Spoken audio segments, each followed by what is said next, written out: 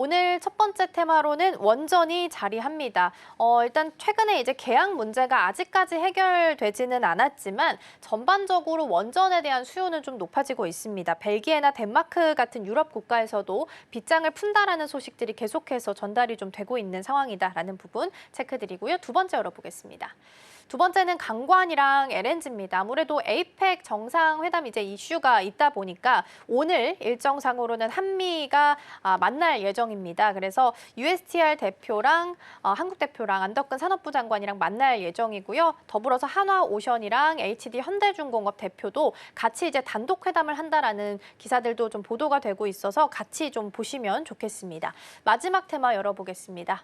마지막은 로봇이고요. 앞서서 대표님께서 살짝 힌트를 좀 주셨지만 한 이틀 정도 계속 급등세를 좀 보이고 있습니다. 특히 이제 중국 쪽 휴머노이드 시장이 커지면 커질수록 잘 갈 수 있다라는 긍정적인 리포트가 나오면서 중국 쪽 유니트리 관련되어 있는 로보티즈도 꽤나 상승세가 깊고요. 사회 이사에 대한 이슈가 있는 유진 로봇도 강세를 좀 보이고 있습니다.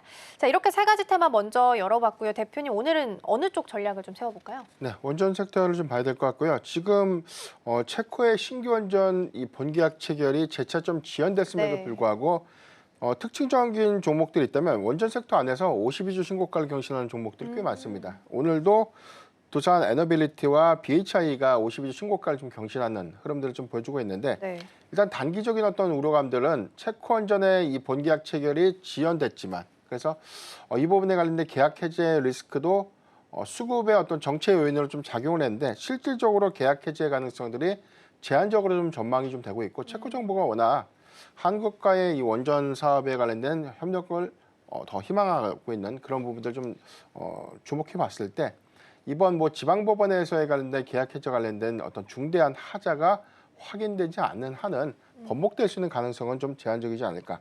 라고 좀 볼 수가 있겠습니다. 어제 블룸버그 통신에서 발표된 내용들이 있는데 글로벌 기후변화 그리고 여의도에서 AI 데이터 센터의 확산 기조, 이 기조가 전력 수요의 어떤 급증으로 좀 이어지면서 이 부분은 전 세계적으로 원전 수요의 어떤 증가세가 이어지고 있다라고 좀 전망을 했는데 여기서 한국이 글로벌 원전 수출 시장에서 유력한 대안으로 부상되고 있다라고 좀 언급을 했습니다. 이 기조 때문에 오늘도 기대감이 일부 좀 반영되고 있는데 최근에 이 트럼프 행정부에서 2050년도까지 미국의 현재 원전 비중을 현재보다 4배 정도 증가시키는 행정명령을 준비하고 있다라고 좀 발표를 했었고요. 지금 빅테크 기업들이 대다수 데이터 센터를 좀 건립을 하면서 해당되는 SMR 프로젝트의 투자들을 본격화 좀 했는데 이런 부분들에 관련된 어떤 개별적인 이 SMR 프로젝트는 내년부터 좀 본격화돼서 좀 시작이 좀 될 수 있는 부분들 이 부분은 점진적으로 국내 두산 에너빌리티를 좀 비롯한 주기기 내지는 보조기기 관련 종목들에 대한 단기적인 어떤 수급 기대감도 재차 좀 이어질 수 있지 않을까라고 좀 볼 수가 있겠습니다. 한국의 탈원전 기조에도 불구하고 현재 한 26개 원전을 좀 운영하고 있는데 11기 전기본에서 우리가 확인됐던 데이터를 보면 대형 원전 2기, 소형 모듈 원전이 1기입니다.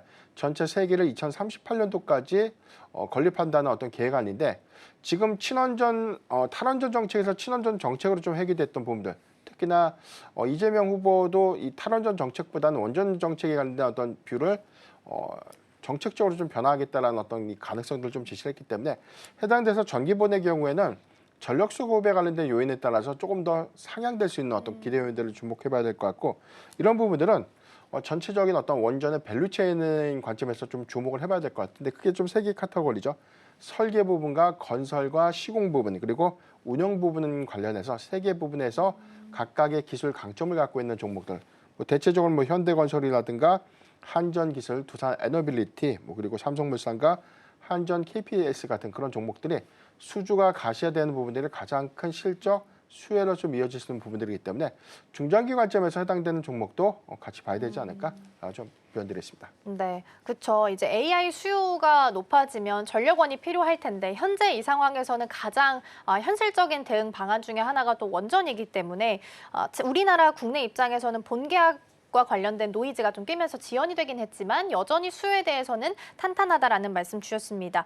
두산에너도 지금 보니까 5일선 타고 예쁘게 올라갑니다. 오늘도 최고가 33,000원 찍고 3%대 강세 보이고 있다는 부분도 함께 챙겨드리겠습니다.